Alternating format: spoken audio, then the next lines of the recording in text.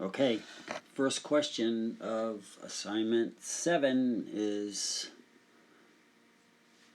5 different MOPs. And so work, energy, MOP 1 is all about work. So let me just say let me just spend a minute talking about the concept of work.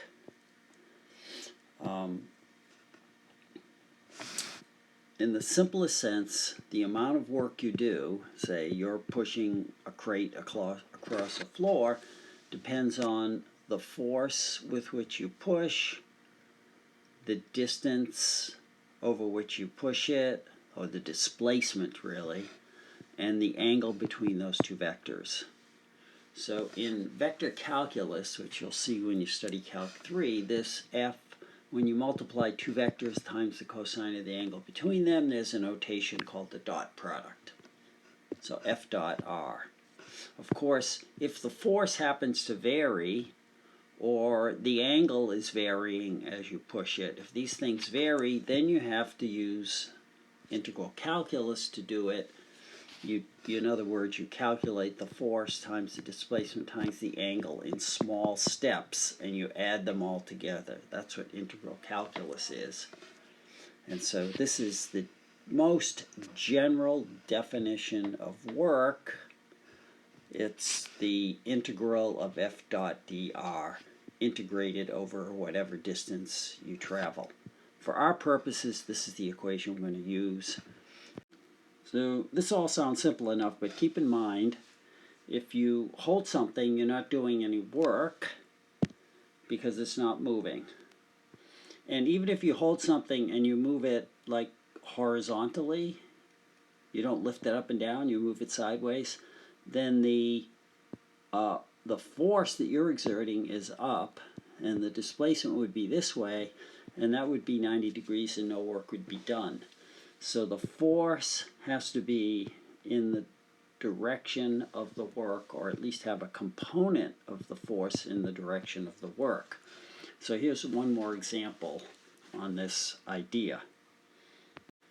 So here's a box on a crate on a surface, and you're going to push it along at a constant speed. So you're going to push the box to the right at a constant speed. Draw all the force vectors on the box, and then we'll talk about work. So there they are. The applied force this way, the friction force equal and opposite, right, because it's going at a constant speed, the normal force, and the force of gravity. The only thing that's out of line here is that the normal force is pretty much always quite a bit bigger than the friction force. So these aren't really in good proportion, but this is a familiar example. And then if we displace this a certain distance, r, then the applied force times the r vector would be this way, so the angle would be 0 degrees. So that would give you the work that you did pulling or pushing the box that distance. Since the friction force is in the opposite direction from the r vector, the angle would be 180 degrees, and that would be a negative work. So from a work point of view, what you're doing is you're doing work to move the box, but friction is doing a negative work to keep the box from changing its energy, right? Because kinetic energy is 1/2 mv squared, and if the v isn't changing, the energy is not changing. And the gravity force is doing no work, and the normal force is doing no work because they're perpendicular to the motion. Okay, so that takes care of MOP 1 and a little bit more. Let's go on to MOP number 2. So we did MOP 1 work. MOP 2 is power. Actually part of assignment 8, my mistake. But power related to work and energy is energy over time or work over time. It's the rate at which energy is generated or used. It's a time or rate related term to energy, so it has a very specific definition, and you'll have questions on that next week. So section 3 is about kinetic and potential energy, and You know from the video, which I hope you watched, that there's two kinds of potential energy. But the MOPS doesn't really focus on the spring potential energy. So anyway, kinetic energy, pretty straightforward. 1/2 mv squared. The energy depends on mass and velocity, but it's the velocity squared. And any change in kinetic energy is the final kinetic energy, which would be 1/2 mv final squared minus 1/2 mv initial squared. And sometimes MOP uses the symbol Ke. I often just use the symbol K. When it comes to potential energy, MOPS and some textbooks use the PE. So PEG for gravitational potential energy, PES for spring potential energy. But in calculus-based textbooks and in engineering potential energy, often the symbol U is used. So you'll see UG or US. You should be able to understand either one of those.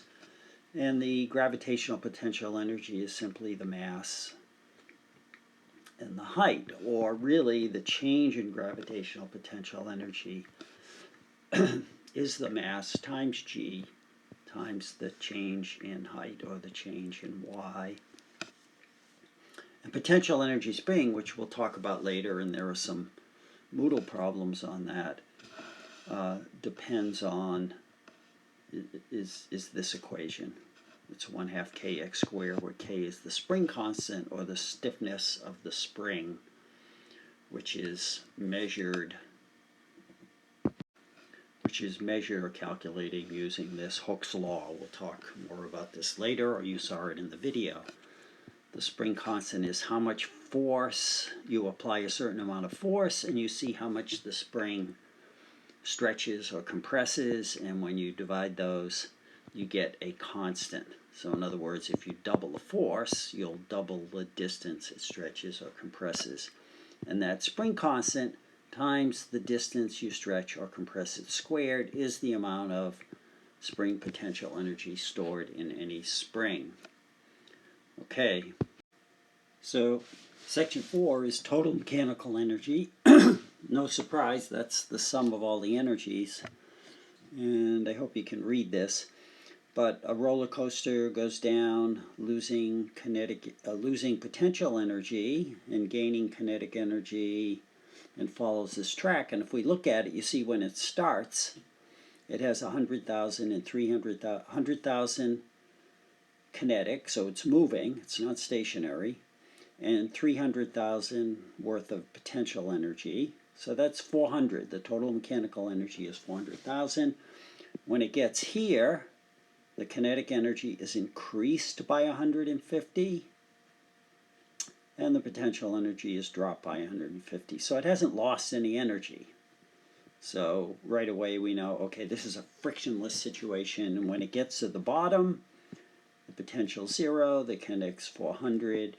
And so if you follow this through, you'll see everywhere here, at any point along the way, the energy is a total of 400,000. So there's no loss of energy. This is an idealized, frictionless situation where the total mechanical energy is constant.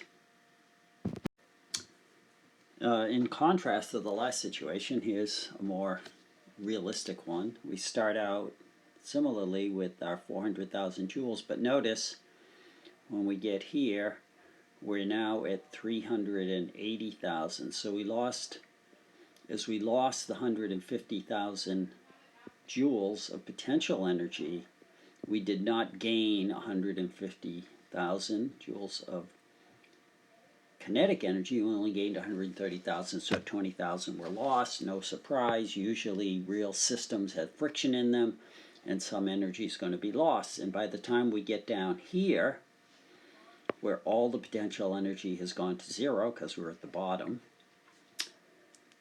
the kinetic energy is not 400,000, it's 350,000, so 50,000 joules were lost.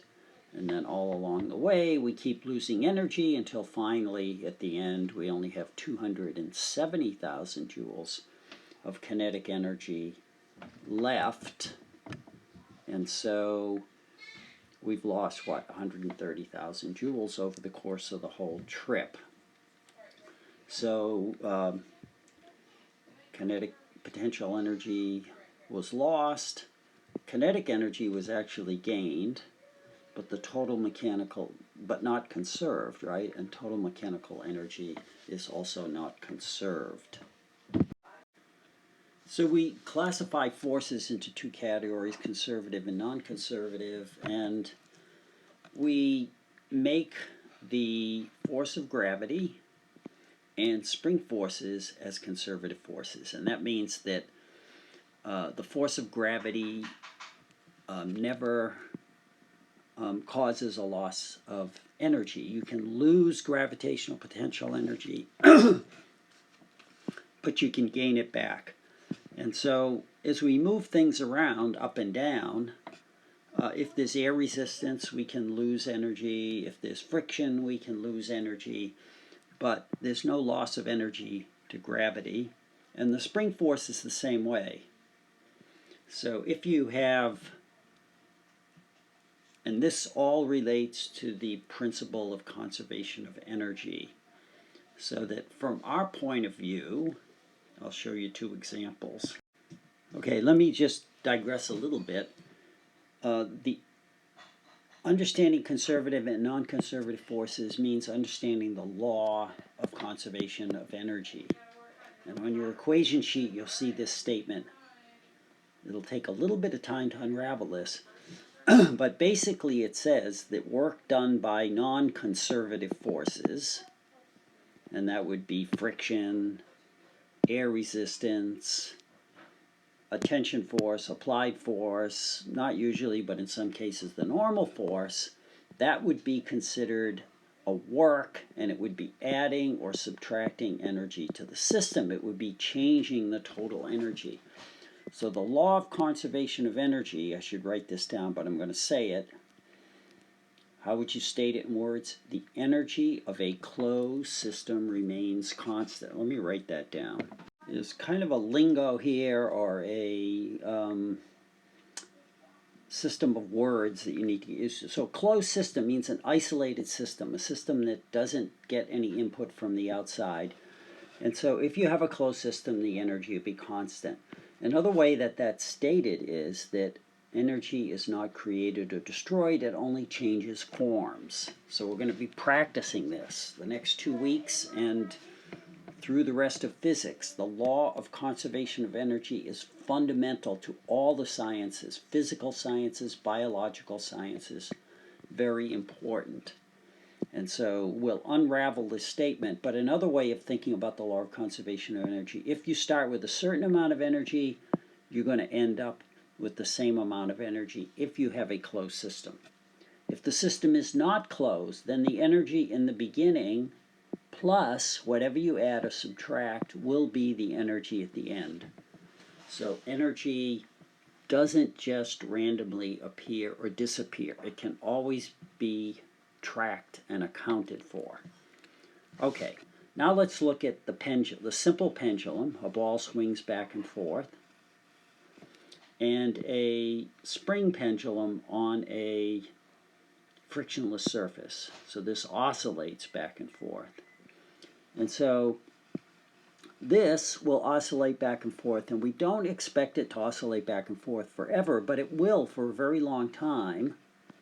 And the reason it doesn't just keep going forever, conservation of energy, is because of the air resistance force and maybe some friction where the string is rubbing against the thing that it's tied to. And so in the ideal world, where there would be no work by non-conservative forces, the pendulum would just swing back and forth forever. And when it goes up here and it stops, it has no kinetic energy, but it has potential energy. And when it swings down, it has kinetic energy and it's lost potential energy. And so the total mechanical energy remains constant even as the kinetic and potential energy change back and forth to each other. But you see, it's never lost. So the force of gravity acting on the pendulum is considered a non-conservative force because gravity will not cause this thing to stop. It's air resistance that causes it to stop. That's the non-conservative force.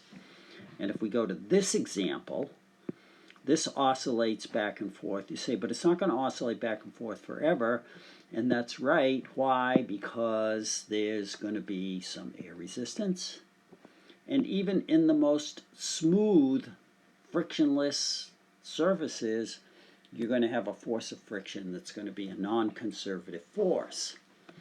And so in the ideal frictionless air resistance world, this block, once we compress or stretch the spring, would oscillate back and forth,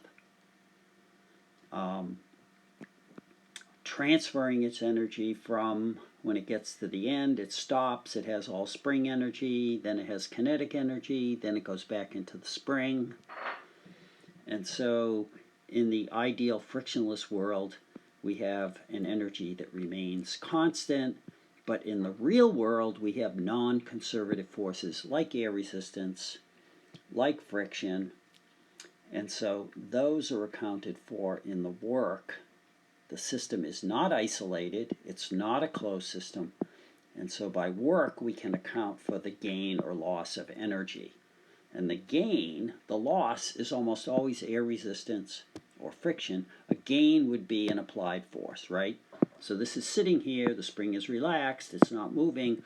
What do I have to do? I have to do some work to compress it or do some work to stretch it. I add energy to the system by doing work, and then it oscillates back and forth.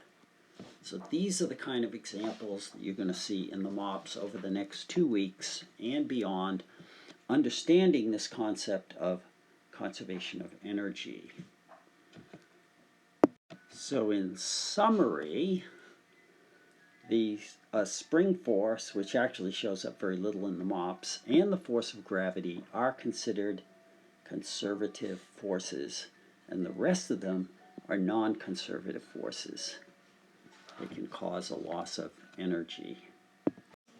Okay, section 8, conservation of energy. We know what to do. We start out, well, you do want to notice this is frictional forces assumed to be negligible, so the energy should remain constant, right? That's how you lose energy, through friction. And so we start out with 300,000. In this ideal frictionless case, it should remain at 300,000. So every place you go, it has to add to 300,000. So that's easy enough, right? And when you get here, it's going to be 300,000, but you don't know which one. Well, we do know potential energy at the ground level has to be 0. So the kinetic energy at the end is going to be 300,000. That's 30,000 it started with, plus an added 270,000 of potential that becomes kinetic here because there's no more potential. So that's the idea of the law of conservation of energy, where there is no work done by non-conservative forces. Let's take a look at that. Right, there's our conservation of energy equation, and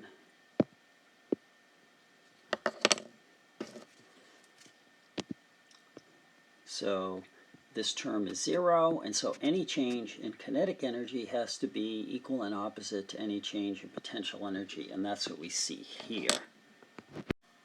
Okay, another one very similar. We start with 14 joules of kinetic because we're on the ground.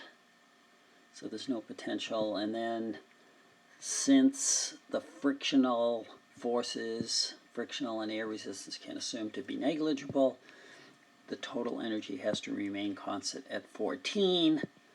So simply by subtraction you can figure that out, and when it gets back here, the potential has to be back to 0 because it's at ground level, and the kinetic, remember, this is not after it hits the ground and stops.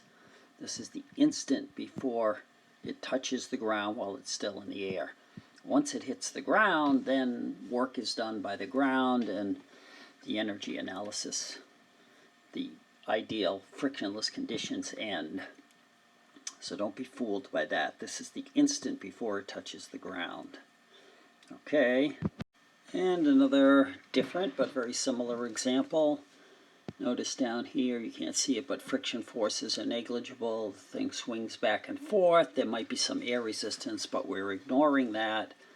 And so we need to find the total energy, and where we find it is here, because since there's no work by non-conservative forces, right, this total has to stay constant. We have 14 joules, so every other place has to be 14 joules. And notice this, even if they didn't tell us, this is the high point because the kinetic energy is 0. And the only time the kinetic energy be 0, as this swings up, it reaches the point where the velocity is instantaneously, right, just for an instant, 0. And so the potential energy has to be, all the energy has to be in potential, so it'll be 14 joules. Okay, one more problem on this set. This is a little more challenging. We're not just doing simple addition and subtraction. So this is the description that goes with this problem. Why don't you pause the video and do this, and then see how well you did. So pause the video and do it, then you can come back and see if your answers agree with my answers. Okay, the first thing that I want to check is frictional forces are negligible. Okay, so no loss of energy, and also they're telling me to use G equals 10 just to keep the math simple. And I've given the mass of the object, I'm given the height at point A where it starts, and I'm giving the speed at point A. So since the speed at point A is 0, this is going to be 0 joules. And then we have to calculate this, mg delta y or mgh. Let me do that. So I'm getting 154,000 joules. This is 0. And so I'm just going to jump ahead to the end, because at the end, point E, this has to be 0. And so the kinetic energy has to be 154. Why? No frictional forces, right? No non-conservative forces. And so from the velocity, I'm not going to do it, but the velocity is 1/2 mv squared. So doing the algebra, you would get 2ke, right, over m square root. And you'll notice that that units of joules over meters would leave you meters squared per second squared. When you take the square root, you do get the right units of meters per second, and that will give you the value here. We can jump over to C. At C we know this is 0, so given that conservation of energy, this would be 154. And here you're going to have to calculate the mgh, and here you're going to have to calculate the mgh. And then the kinetic energy is going to be whatever it needs to be so that the total energy of 154 is conserved. Good, we're done. Okay, so we finished the mops, and then what you're going to see is 2, 3, 4, 5, all questions about energy. Those are answered in the general video, but I'm happy to spend a few minutes just reviewing what the general video does. So let's pause and do that. So if we take the broad view of energy, we discussed in the video that there's mechanical and thermal energy. And if we think about kind of third grade definition of energy, the ability to do work or heat, right? Heat, warmth, fire, etc. So since work is a force times a distance, of course, times an angle, the units are going to be newtons per meter, right? Newtons per meter. Heat is measured by how much you raise the temperature of water. So a calorie is the amount of heat necessary to raise 1 gram of water 1 degree. And a British thermal unit, a BTU, is the amount of heat it takes to raise 1 pound of water 1 degree Fahrenheit. And anyway, so we care, in this class, we're focused only on mechanical energy. We just mentioned thermal energy for completeness. And there are 3 major categories of energy under mechanical energy. And they're what? Kinetic. What? Potential. See if you remember. And radiation. And out of these 3, the only ones that we're really paying much attention to after this week will be the kinetic, and we know about that, 1/2 mv squared, and 2 kinds of potential. Gravitational potential energy, mgh, and spring potential energy, what? 1/2 kx squared, where k is the spring constant and all that, right? Of course, when we take the broad view, there's one of the biggest areas of potential energy in terms of industry and our day-to-day lives is chemical energy. And that includes lots of things like battery, coal, oil, natural gas, all those things, wood and biomass, where we release the energy stored in chemical bonds. And when you study chemistry, you find out that atoms are combined by chemical bonds, which are sometimes represented as springs, and so the chemical bonds are a source of potential energy. So this is just all our background about energy, but when it comes down to the problems we'll be doing from here on out, these are the 3 major equations that we refer to. And radiation, and remember, potential energy is any sort of stored energy. So uranium is a stored kind of nuclear energy, as opposed to chemical energy, which would be like the food we eat releases chemical energy, the chemicals in batteries releases chemical energy, all of that.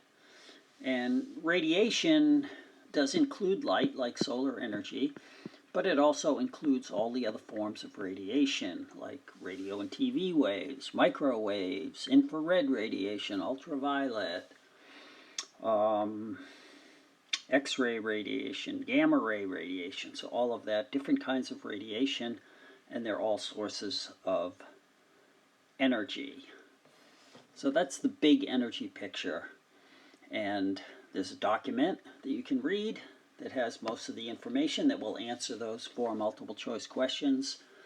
Most of it was covered here and also in the other general video that's posted. Okay, I'm going to move on now to the next question.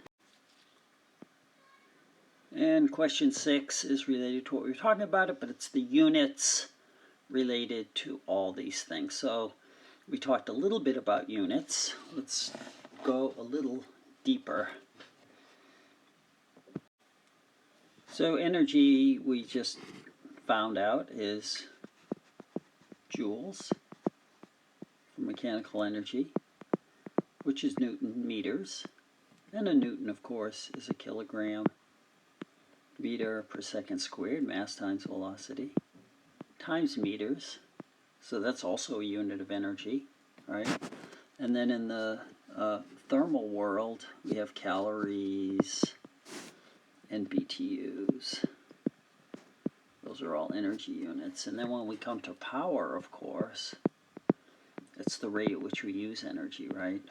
So power is energy of work over time. And so that would be joules per second. And if you take this unit and divide by seconds, right, this is a joule, you can see you're going to get kilogram meter squared per second cubed. So that also is a unit of power. And then for BTUs,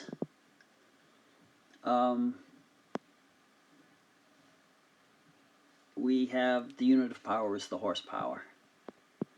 Then there's a conversion factor between, okay, and I forgot, the joules per second and the kilogram meters per second cubed have a name. It's called a watt. The unit is a capital W, or if you spell it W-A-T-T-S for watts. And that relates to the British unit of horsepower, right? With a conversion factor, I think it's 746. So I think that includes all the units. I see here there's a temperature unit, that's degrees Fahrenheit, so that's a measure of temperature. And that's related to the thermal energy, right? So a calorie is raising 1 gram of water by 1 degree. Oh, I see one other thing, the spring constant. So let me make some space. So PE spring, right, or U spring, be familiar with both of those, is 1/2 kx squared. And we said the k is the spring constant, which comes from Hooke's law. You need to know all this, 1/2 kx. And we solve for k. That's how we measure or define the spring constant. It's going to be the force required to make a spring stretch a certain amount. So if the spring constant is high, it takes a lot of force to stretch the spring, and vice versa. And so this has units of newtons per meter. But remember what a newton is. It's a kilogram meter per second squared. And so if we divide that by a meter, you see the meters cancel. And so kilograms per second squared, or newtons per meter, either of these are legitimate units for the spring constant. All right, I think now we've covered everything. And so we move from question 6 to question 7. So question 7 and 8 ask you to, through filling in the blanks and some multiple choice questions, really ask you to demonstrate your understanding of these set of equations. And so most of these, I think we've talked about: kinetic energy, potential energy spring, what all that means, potential energy gravity, Hooke's law, the relationship between spring force and spring constant, the definition of work. The definition really is an integral, right? But for our purposes, this is what we use for work: force times the distance times the cosine of the angle between the displacement rather. Those are two vectors, and that's the angle between the vectors. Remember, be able to identify it's not just a force times the distance times an angle. It's a force times the displacement times the angle between those two vectors. And then we have the definition of power. And then we have 3 similar equations here. And these are all related to conservation of energy. Let me talk about these 3 equations a little bit. These are the most important equations and a statement of the law of conservation of energy. So you'll hear me talking again about the law of conservation of energy again and again. Please pay attention and make it your own. Don't just listen to me, or otherwise it'll just be empty. So the idea of energy is that energy is a quantity that's not created or destroyed. It can be transformed from kinetic to potential back to kinetic, or into thermal, which we sometimes call a loss. But energy is never lost, and if we have a closed system, the energy of the system will be constant. But if we have, like a car rolling along the ground, it gradually loses energy because energy is lost to thermal energy. So the way we solve problems is we do energy accounting. That's using the law of conservation of energy. So it's like people do money accounting, we do energy accounting. We look at where the energy came from and where it went. And so we have different systems of accounting. Let's look at those systems. That's what those 3 equations are. So the first equation I'm going to show you is not one of the three, but just that conservation of energy says that if you start out with a certain amount of initial energy, you have to end up with the same total amount of energy. And in a simple mechanical system, that would be all of the kinetic energy in the beginning, all of the potential energy in the beginning have to equal all the kinetic energy and all the potential energy at the end. And we did use that to solve the mop problems in number 5 and number 8, I think. But supposing the system isn't closed or isolated, supposing I push the swing or the pendulum, or supposing there's friction. So to account for energy entering or leaving the system, which means it's not a closed system, we add the work term. So if we take this equation, and what I want to do is put it here, we add work by non-conservative forces. But when you see this in the MOPS, this term will be placed here. So if we put a positive work in, then all the energy we have in the beginning plus the work done will give us more energy at the end. That would be like pushing the pendulum. If the work is negative, then if we have 10 joules in the beginning and we do 2 joules of work, then we're going to end up with 8 joules of energy at the end. And so this equation with the work term placed here is the MOP conservation of energy equation that you will use next week in assignment 8 to solve problems. Now watch, I'm going to leave the work term here, and then I'm going to subtract KE initial and PE initial from both sides. That will move them over here, and we'll have KE initial KE final minus KE initial, that's delta KE, and we'll have PE final minus, right, the PE initial, so that's plus delta PE, and I can write this also as delta K in the more shorthand version plus delta U, and that's our class conservation of energy equation. And when we use this equation, there's two situations. One situation is if there is work, if there's friction, if there's an applied force, if there's an outside agent adding or subtracting energy from the system, in which case we use the equation this way. But in some cases, if it's a closed system, then there's no work from the outside, and then the work becomes 0, and the equation looks like this, delta K plus delta U. And in that case, like many of the problems we solved in the MOPS, any change, rise or fall, in kinetic energy will have to be an opposite rise or fall of energy of the potential energy.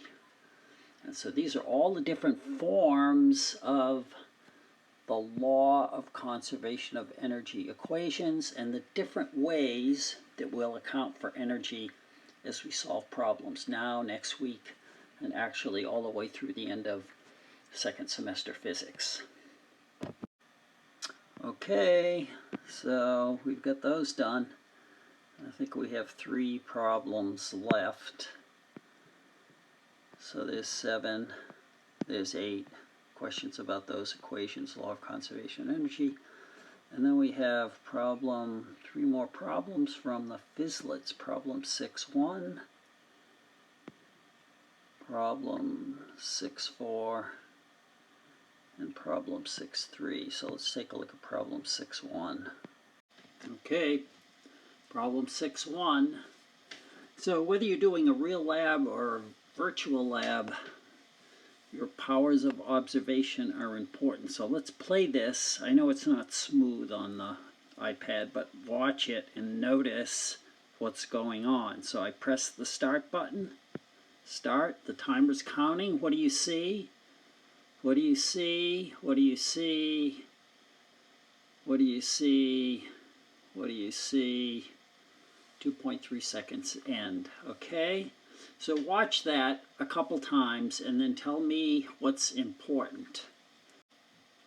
So when I say watch it, I don't mean watch it here because it's very jerky. You watch it on your computer in the actual simulation, and what you'll see is, what you should have noticed is that there were three distinct parts.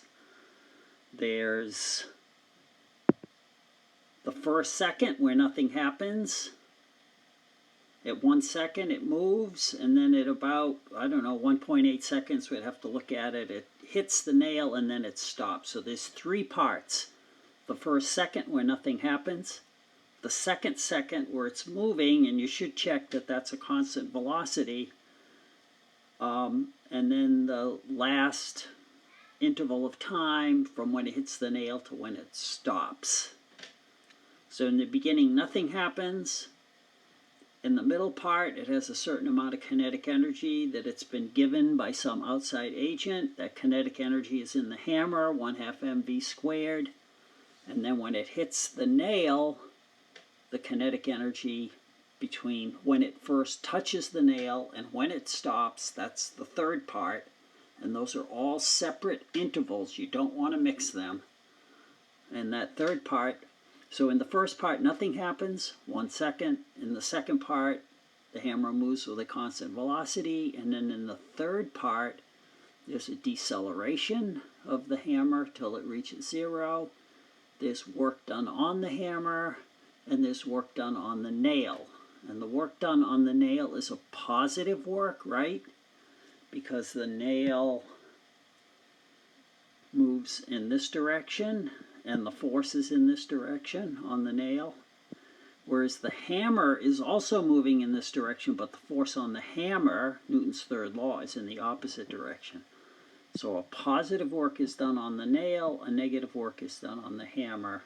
And where did the energy go? It went into the friction, the rubbing of mostly of the nail in the wood, in the form of, right, friction is not lost really, it's just turned into heat. So that's the basic energy structure of this problem. And what you need to measure is, to get the kinetic energy, you got to measure the velocity.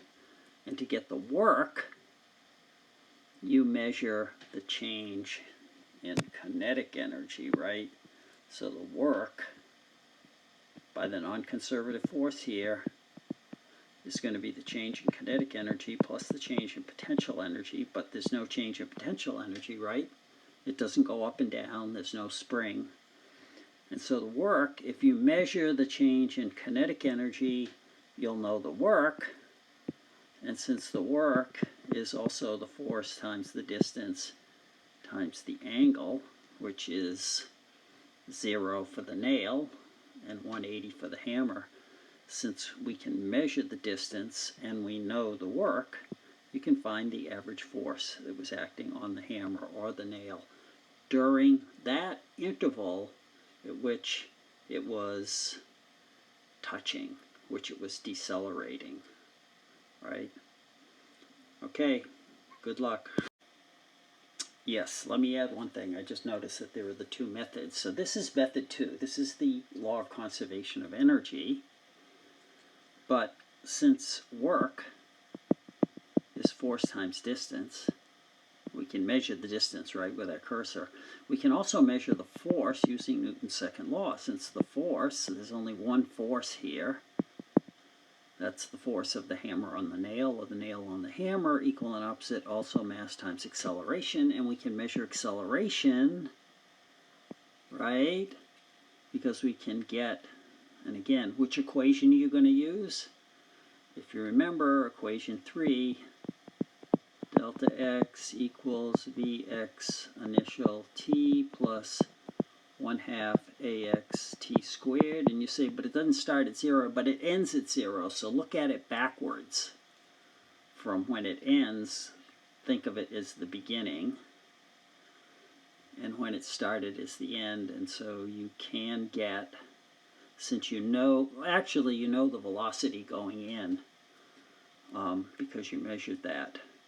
But the easiest way to get the acceleration is simply 2 times the delta x. We've used this many times, the t squared. But what t are you measuring? You're measuring the time from which the hammer first touches the nail to the time at which it just stops, right? And how far it travels. Okay, so that's method 1. Okay, once again, 4 animations. You should watch each one. The first one kind of goes back and forth, further and further, gradually rising, and ends up at the top. And notice, as the instructions say, it started from rest and ended at rest. So there's kinetic energy in the beginning, but KE initial and KE final are 0. If we play animation 2, the path is slightly different. Actually, it's dramatically different. Goes along the surface, then comes straight up. Starts at rest, ends at rest. In each case, there's a clock. You'll need that to calculate the power, right? Animation 3. Oops, no, yeah, there it goes. This is interesting, right? It goes fairly directly, but it goes too high, and then it comes back down. Okay, starts at rest, ends at rest. The change in height, right? Notice the change in height, even though the difference in the path, the H initial and H final, or Y initial, Y final, are all the same. The delta Y is identical. The kinetic energy in the beginning and the end are 0. That's important. That's the kind of observations you got to learn to make. And let's just play the last animation 4, since we've seen all of them. And this one just follows. Ramps up, goes flat, ramps up again. So 4 different paths, but what you want to notice is that the starting and ending conditions are the same, right? So we have, in both cases, KE initial or K initial and K final are 0. So there's no change in kinetic energy. There's not even this kinetic energy in the middle. But if you take the initial minus the final minus the initial, you're going to get 0, and there's 0. And the mg, the change in gravitational potential, or delta y, would be mg y final minus y initial 0 in each case, and y final is the top of the platform, the shelf. And so the change in energy is independent of path. Now if there were friction, this would be different, but right, it's just moving through the air, so it's basically frictionless. And you do know that power is the rate at which the energy changes, and so if the time is different, even though the energy is the same, if the time is different, the rate of power will be different. Okay, I hope that's enough help. We've seen this problem before, but now we're back to study it from energy. So let's watch it. Maybe you'll recognize it. You'll see that? What do you see? It's moving along at a constant velocity. Yeah. The velocity's constant. Okay, the force doubles. Now it accelerates. Right? Remember this one? So there's 2 distinctly different parts. So if we want to unravel this from an energy perspective, there's 2 parts. There's the first part, and if the velocity is constant, what does that mean? That means the force that's applied and the force of friction are equal and opposite. And the kinetic energy is constant, so the work done by the pusher, the work done by the invisible person or force pushing it, is equal and opposite to the positive work, right, is equal to the negative work, because the kinetic energy isn't changing.